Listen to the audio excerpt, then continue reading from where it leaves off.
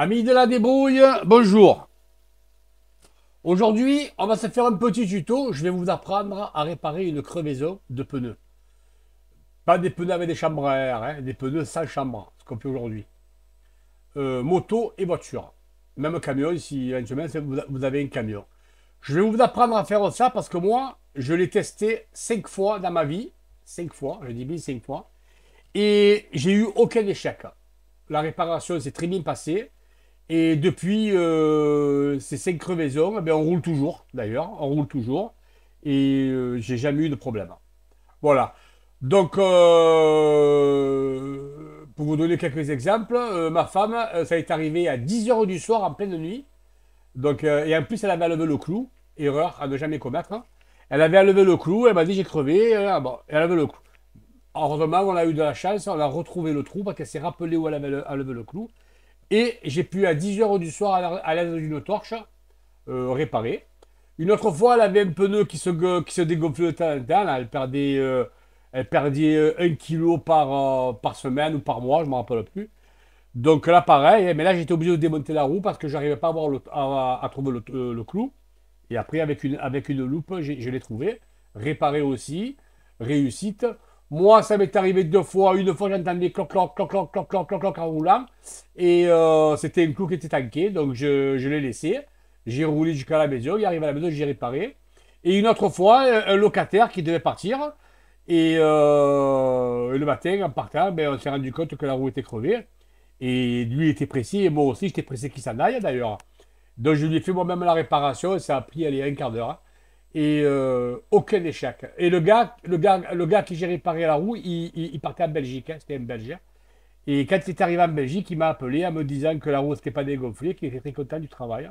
Voilà. Allez, introduction et on va à l'atelier. C'est parti.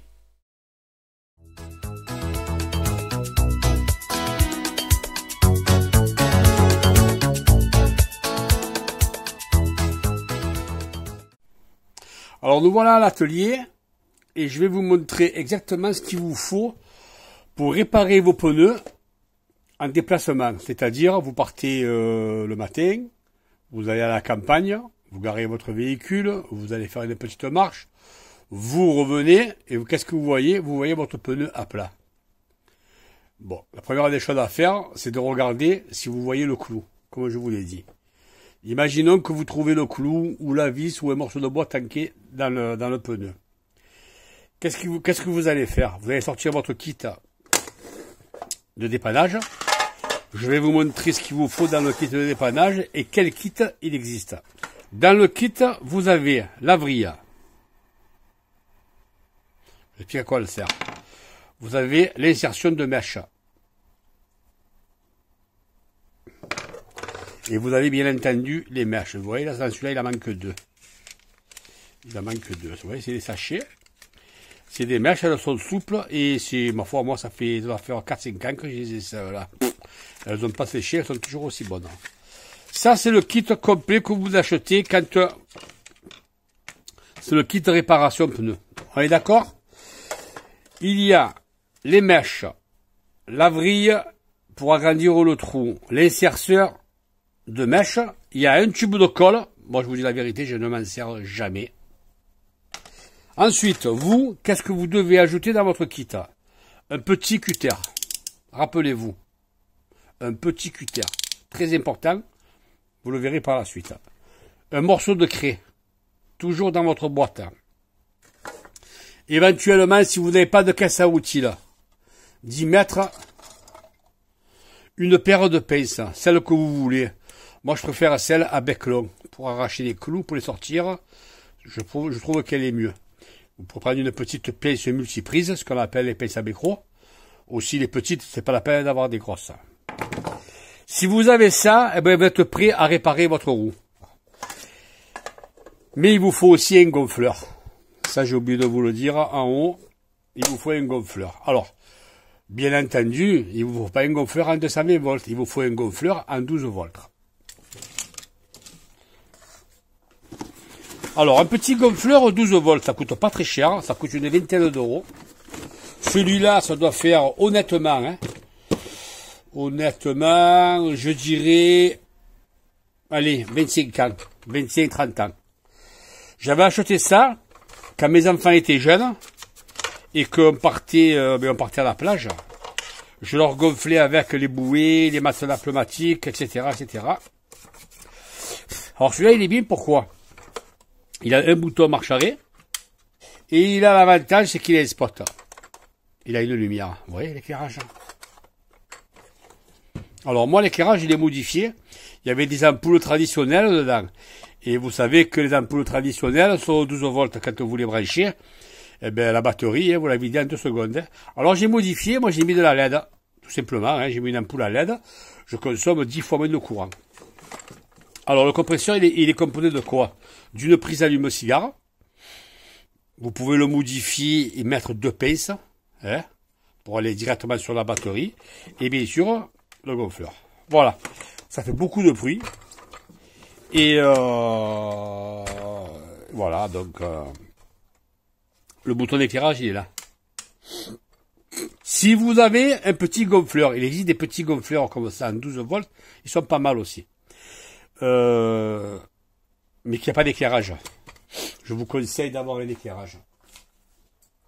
Là, j'ai un éclairage que je me suis fabriqué il y a très longtemps, très longtemps aussi, avec un phare de voiture.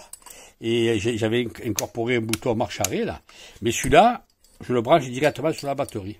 Parce qu'imaginons que vous crevez avec la roue avant, c'est plus facile d'ouvrir le capot, de brancher ça sur la batterie et de s'éclairer. Parce que quand on crève, on choisit jamais le jour et l'heure. Hein. Vous le savez, ça peut être la nuit. Hein. Donc voilà ce qu'il faut avoir dans la voiture. Un phare, un gonfleur, un kit de réparation. Et vous êtes paré pour dépanner. Maintenant, en plus de cela, si vous voulez, imaginons que vous vous levez un matin de chez vous et que vous voyez votre roue à plat, que vous avez un garage, c'est bien d'avoir un gonfleur en 220 volts. Alors à ce moment-là, moi je vous dis ce que je fais, je vous dis la vérité. Moi je monte la voiture sur cric, je la monte, et je tourne la roue pour chercher le clou à la main. Comme ça m'évite de pousser la voiture à droite et à gauche. Si vous êtes chez vous, que vous avez un petit cric hydraulique, c'est plus simple. Si vous êtes dehors, que vous êtes en déplacement, ben vous sortez votre cric, vous le mettez en 2 secondes, et vous montez tout simplement, et vous faites tourner la roue pour trouver le clou. Une fois que vous avez trouvé le clou, vous rebaissez le cric, et vous faites votre réparation. Voilà. Donc, question technique, je vous ai tout dit. Le fameux kit que je vous dis, tout dépend où vous l'achetez. Actuellement, sur AliExpress, ils sont à 3 €. 3 €, mais je crois qu'il n'y a que ça. Vous avez les mèches, la vrille et les serceurs de mèches. 3 à 4 €, vous trouvez. Maintenant, si vous êtes pressé, que vous voulez de la garantie, que vous voulez qu'il y ait le tube de colle dedans, et que vous voulez qu'il y ait un morceau de craie, vous allez payer ça 10 € sur Amazon, vous trouvez des kits complets. Bon, je vous ai donné l'explication là-dessus, mais je ne vous ai pas donné l'explication sur ça. Qu'est-ce que c'est ça? C'est le même principe, réparation de crevaison, mais alors là, avec ça, eh bien, vous éliminez tout ça. Tout ça, vous l'éliminez. Ce sont de petites vis, je vais vous en sortir une, vous allez voir. Voilà. La boîte, elle est fournie comme ça, et à l'intérieur, vous avez des genres de mèches comme ça. Comment ça fonctionne, ça? Tiens, je vais vous sortir celle-là. Elles sont toutes dans une capsule bien spéciale. Elles sont entourées d'une colle. Vous la voyez, cette colle? Bon, je ne vais pas l'abîmer. C'est pointu. Et ici, vous avez un croisillon à vis. Alors, comment ça marche? Vous avez crevé et vous trouvez le clou. Vous levez le clou. Si vous avez la craie, un petit coup de craie, faites une croix. OK. Et une fois que vous avez enlevé le clou, vous prenez, puisque c'est du cruciforme, vous prenez un tournevis cruciforme, vous insérez, on va le faire, on va le sortir, je vais vous montrer. Vous prenez la mèche comme ça, vous la mettez au tournevis comme ça, et vous rentrez dans le trou et vous serrez, vous la vissez. Vous vissez la cheville dans le trou. Vous n'avez pas besoin de l'agrandir, vous n'avez pas besoin de rentrer de mèche, vous n'avez pas besoin de mettre de colle. Tout simplement. Et vous laissez comme ça et vous partez. Et vous gonflez. vous gonflez, vous partez. Alors, honnêtement, je ne l'ai jamais essayé. Jamais. Je sais même pas comment ça marche. Je les ai achetés comme ça, par curiosité, pour faire des essais. Voilà. Après, peut-être que ça sera mort, d'ici une quinzaine d'années, ça sera mort, mais je m'en fous. Au moins, je l'aurai. Voilà. Je vous ai donné toutes les explications. Allez. On passe à la suite. Amis de la débrouille, nous revoilà donc pour continuer ce tuto. J'attendais quelqu'un qui crève, et bien Odile est arrivé avec une vis sur le pneu. J'ai de la chance, il y a la vis. Donc on va faire la réparation en live, ensemble, sans tricherie, c'est parti. Alors, premier travail, déjà, c'est de faire une croix au niveau de la vis, avec une craie. D'accord? Deuxième travail, c'est d'enlever la vis.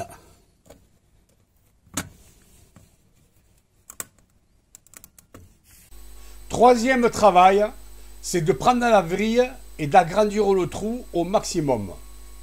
Voilà.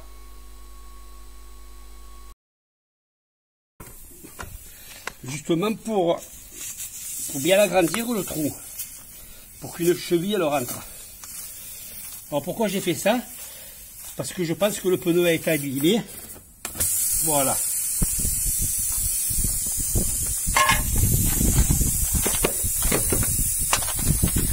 Tout en live, sans tricherie.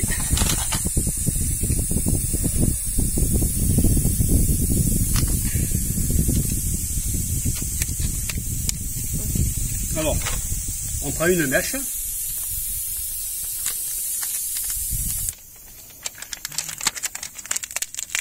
Voilà. J'ai récupéré une mèche. On est d'accord. Le problème, c'est qu'il va falloir la rentrer là-dedans. Alors, soyez attentifs à ce que je fais. Hein. La mèche, elle est bonne, parce que je vous dis franchement, le col, hein, elle me pègue les doigts.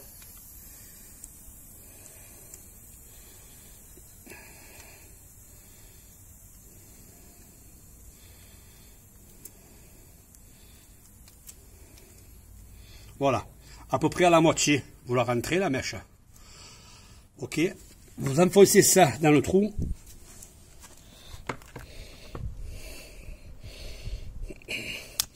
Voilà, je suis arrivé à la rentrée.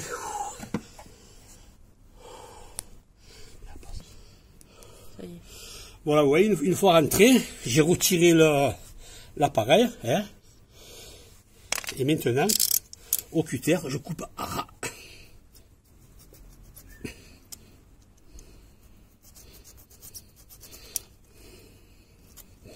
Et c'est terminé. Voilà, c'est terminé. Et tout ce qui déborde là, ça va s'user en roulant. On va passer au gonflage.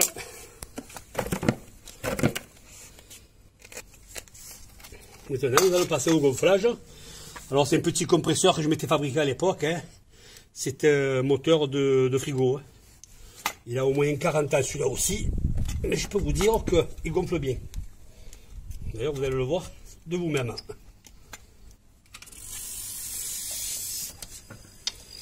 Et c'est parti. Combien il faut de kilos déjà? 2-3. 2-3. Voilà, une fois que vous avez fini. Alors vous voyez, la matière comme elle est, c'est comme de la gomme. Le morceau que j'ai coupé, oui, c'est comme de la gomme. Donc la partie qui est rentrée à l'intérieur, elle va s'écarter à l'intérieur. C'est ce qui va faire l'étanchéité. Tout simplement. Ça, c'est bien fait, hein. Alors c'est sûr que le compresseur de frigo, hein, c'est pas comme le compresseur à la station-service. Hein. À la station-service, vous allez gonfler en 30 secondes. Là, il faut 3-4 minutes. Hein. Mais ça ne fait pas de bruit. L'avantage, c'est que ça ne fait pas de bruit.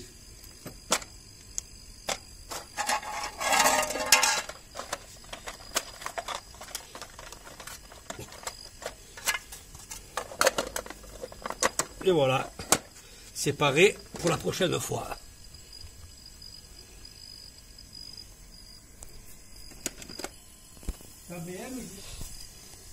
Voilà, ma femme me dit que c'est 2,3 kg, donc ben on va attendre 2,3 kg. Alors comme je vous avais dit à l'explication, vous avez vu, j'ai pas mis de colle. Bon, il y en a qui mettent la colle. Peut-être que j'aurais dû mettre la colle pour qu'il rentre plus facilement, pour que la cheville rentre plus facilement. Mais moi, je n'ai jamais utilisé la colle. Je pense qu'elle doit être sèche depuis ces années, elle doit être sèche. Mais bon, voilà, toujours est-il, si vous avez un tube de colle, vous badigeonnez un peu de colle avant de rentrer la cheville. Ça va vous servir, on va dire, de lubrifiant pour qu'elle rentre un peu mieux. Mais vous n'êtes pas obligé. Moi, je ne l'ai pas fait. Et je ne l'ai jamais fait d'ailleurs. Il faut 2-3, à 2-4, j'enlève la valve. C'est bon. Voilà. Terminé. Voilà, mission accomplie. Amis de la débrouille, bon, ben voilà, ben vous avez vu comment on répare une crevaison à l'aide d'une mèche. La prochaine fois, je vous montrerai comment on fait avec la vis en caoutchouc, ce que je vous ai montré dans l'explication. Et bon, ça a l'air d'être aussi efficace. Ceci étant dit, je vous dis bye bye, à bientôt. Et si vous êtes tombé par hasard sur ma chaîne, n'hésitez pas à me faire un like. Au revoir et à bientôt.